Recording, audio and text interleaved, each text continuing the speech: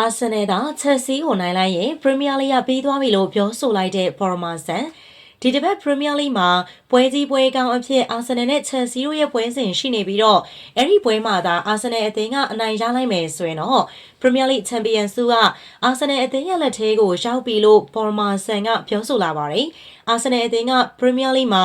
6ပွဲဆက်ရှုံးပွဲမရှိအရှိန်နှုန်းနဲ့ရှေ့ဆက်နေပြီးတော့လက်ရှိအမှတ်ပေးစရာမှာအနီးကဆုံးပြိုင်ဘက်ဖြစ်တဲ့ချက်စီအသင်းကို6မှတ်အသာနဲ့ဦးဆောင်နေပါတယ်။အာဆင်နယ်အသင်းက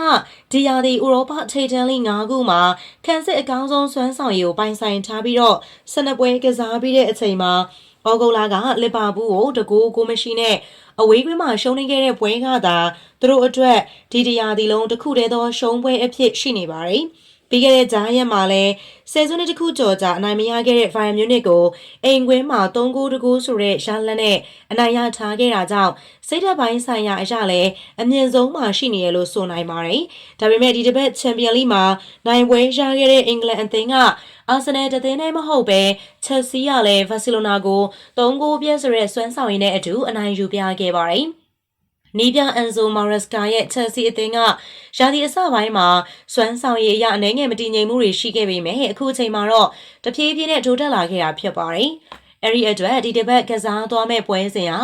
တကယ်ကိုအရေးကြီးတဲ့ပွဲကြီးပွဲကောင်းအဖြစ်ရှိနေပြီးတော့အာဆင်နယ်ကွင်းလေလူဟောင်းပေါ်မာဆန်ကအခုလိုပဲပြောဆိုပြီးတော့သုံးသပ်လာခဲ့ပါတယ်။တနင်္ဂနွေနေ့ကျရင်ပွဲကြီးပွဲကောင်းကြည့်ဖို့အသင့်လုပ်ထားကြပါဒါကထူးခြားတဲ့တနင်္ဂနွေနေ့ပါပဲချက်စီနဲ့အာဆင်နယ်ပွဲကတကယ်ကိုပွဲကြီးပွဲကောင်းပါ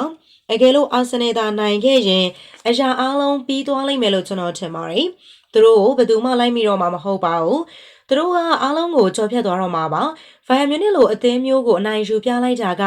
အာဆင်နယ်စီကကြီးမားတဲ့သက်သေပြချက်ပါဒီအရာကဥရောပတဝန်းလုံးကိုပြန့်နှံ့သွားပါလိမ့်မယ်လူတွေကဒီရလဒ်ကိုမြင်ပြီးရင်အိုးဆိုပြီးတော့တောင်မှအံ့အားသင့်ကုန်ကြမှာပါအထူးသဖြင့်မကြာသေးတဲ့နေ့တွေမှာဗိုင်ယန်ကအာဆင်နယ်ကိုလှုပ်ခဲတာတွေကြောင့်ပါဗိုင်ယန်မြူနစ်ကဒီယာဒီမှာအသင်းတိုင်းကိုအနိုင်ယူနေတာဖြစ်ပါတယ်ဘွန်ဒက်စလီဂါကပရီးမီးယားလိလိုမဟုတ်ဘူးဆိုတာကျွန်တော်သိပါတယ်ဒါပေမဲ့သူတို့ဟာဥရောပမှာဘလောက်ကောင်းချောင်းကိုလည်းသက်သေပြပြီးသားပါဥရောပပြိုင်ပွဲတွေမှာအဆင့်မြင့်မြင့်အထိရောက်ဖူးကြပါတယ်အာဆင်နယ်ကတော့တကယ်ထူးချွန်ခဲ့ပါတယ်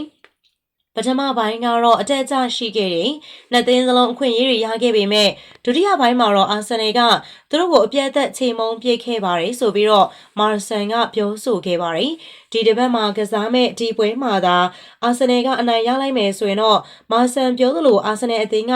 ပြိုင်ဘက်တွေနဲ့ရမှတ်တော်တော်လေးကိုပြတ်တောက်သွားမှာဖြစ်ပြီးတော့ချက်စီရတာအနိုင်ရလိုက်မယ်ဆိုရင်တော့ပရီးမီးယားလိဂ်ချန်ပီယံလုပွဲကဆက်လက်အသက်ဝင်ပြီးတော့ရင်ခုန်ဆဲလှရှားစွာနဲ့စောင့်ကြည့်သွားမှာလည်းဖြစ်ပါတယ်။ဗီဒီယိုလေးအဆုံးထိလိုက်ပါကြည့်ရှုပေးတဲ့အတွက်လည်းအားလုံးကျေးဇူးများတင်ပါတယ်ရှင်။